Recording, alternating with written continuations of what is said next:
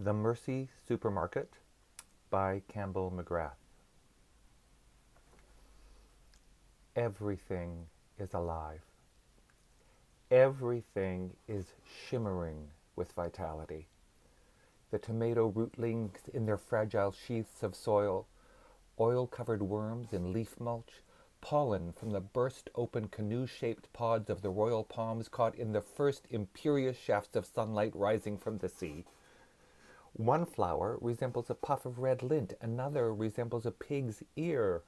Every petal in this light painted with deep, lucid particularity.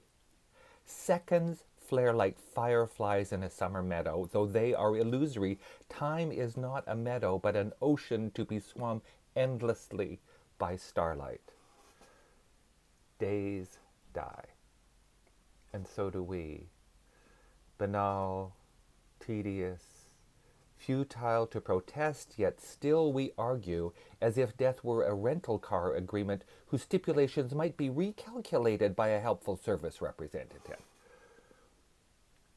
Most days, this silvery half-light is enough to nourish the fledgling skyward, to charge the battery of the heart, and later night will whisper encouragement in a language nobody really understands.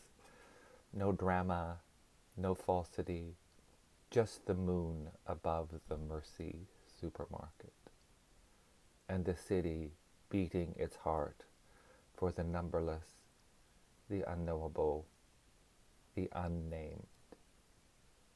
Who's with me on Biscayne Boulevard tonight? Who else is in the market for a pint of papaya juice, a scruple of compassion? Would it help if we could itemize every lost or misbegotten soul, enter every name in a vellum registry? Would it summarize my life if I could list every object I have touched with these two hands? Yesterday, I held for the first time an infant born 2 months ago in Chicago with a tiny glitch in the long arm of chromosome 17, the slightest of clerical errors, one skewed letter in an ever-cascading text. So how useful can any catalog of particulars be? Why do we even have them? Hands, thumbs, a heart. This jawbone I hear click as the rusty joints swing open and closed like a drawbridge. I hear the thunk, thunk, thunk of ideas rebounding like rubber balls against the sturdy armor of my skull. Ideas tasting of iron and childhood, like water from a garden hose.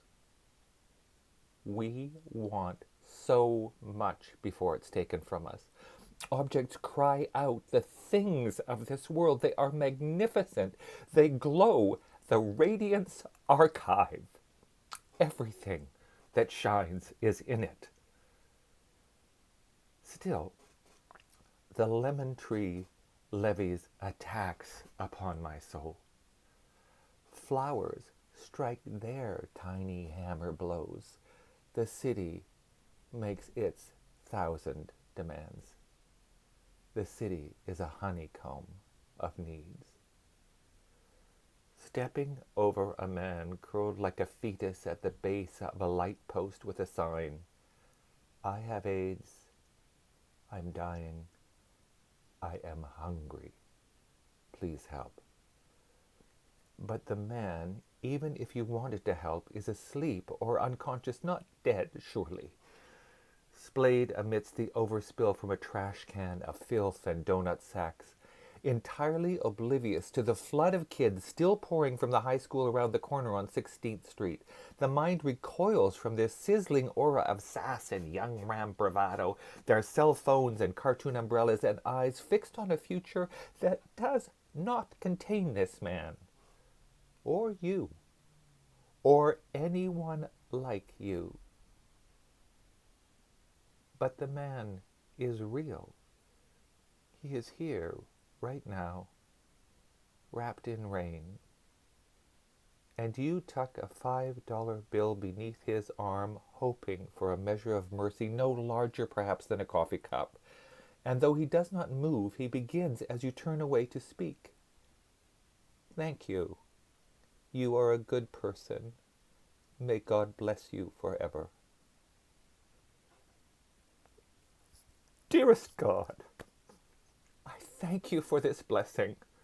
Though I cannot believe in it or you, nonetheless, I honor your name for allowing me tenancy on this your firmament, and I accept its provision as my lot.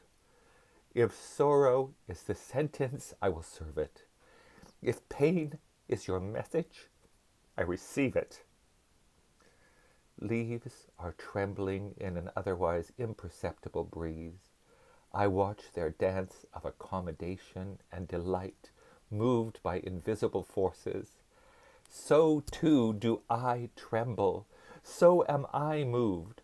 Right now, I tell you, I am listening to something that says, let it go. Fear not. Rise along with me into a sky the color of amethyst and copper dust. It is not a voice, it is not even a bird, but I am listening. I believe it may be the light itself speaking to me, because the sun has arrived, robed in gold, as the sun is continuously arriving at one horizon only to depart from another. It is perpetual daybreak. Do you see? It is time's corolla, time's counterweight to the pendulum of our grief. It is that all-consuming journey into radiance. The dawn